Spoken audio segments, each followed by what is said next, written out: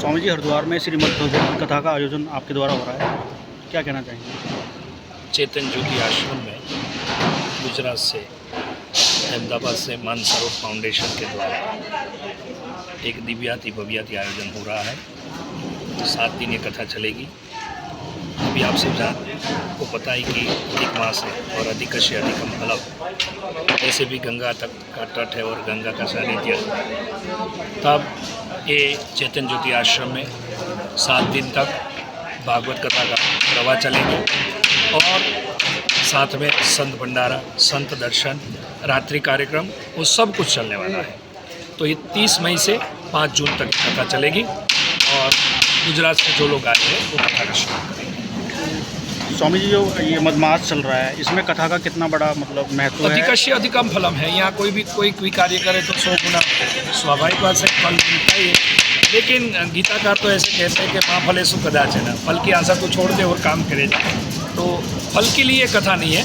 समाज जब भी कथा करते हैं तो ये फल के लिए करते हैं, लेकिन ये कथा कोई पितृमोक्षार्थ नहीं है। केवल ये देश दुनिया में अभी जो माहौल चल रहा है वो शांति के लिए है और हमारा देश, भारत देश शांति से आगे बढ़े और समृद्ध बने, इसलिए कथा।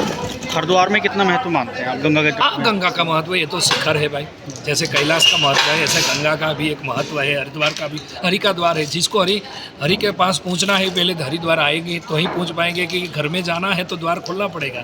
ऐसे ही हमको परमात्मा के समीप जाना है तो हरिद्वार आना ही पड़ेगा। हरिद्वार आके गंगा में स्नान करना पड़ेगा और स्नान के साथ कथा श्रवण किया। स्वामी जी, उत्तराखंड में 4 धाम यात्रा चल रही है जी। तो जो श्रद्धालु हरिद्वार में पहुंच रहे हैं या उत्तराखंड में पहुंच रहे हैं, उनके लिए कोई संदेश आप देना चाहते हैं? आप हरिद्वार आए तो थोड़ा शांति बनाए रखें और ऊपर भी जाए तो पवित्र मन से आप दर्शन यात्रा करें। और जो सरकार ने गाइडलाइंस दी है वो गाइडलाइंस के आधार पर चलना चाहिए। अपने स्वार्थ के लिए कुछ नहीं करना चाहिए और आप पिकनिक मत पर आइए। मैं हर बार कहता हूँ कि उत्तराखंड की भूमि पिकनिक भूमि नहीं है, ये तीर्थ की भूमि है। यहाँ स्वयं देवताओं भी रमण करते हैं, यहाँ स्वयं प्रतिदिन देवताओं विचरण करते हैं। इसलिए पिकनिक पर आए तो मत आइए। आप पिकनिक के लिए शिमला जहाँ जाना हो जाइए।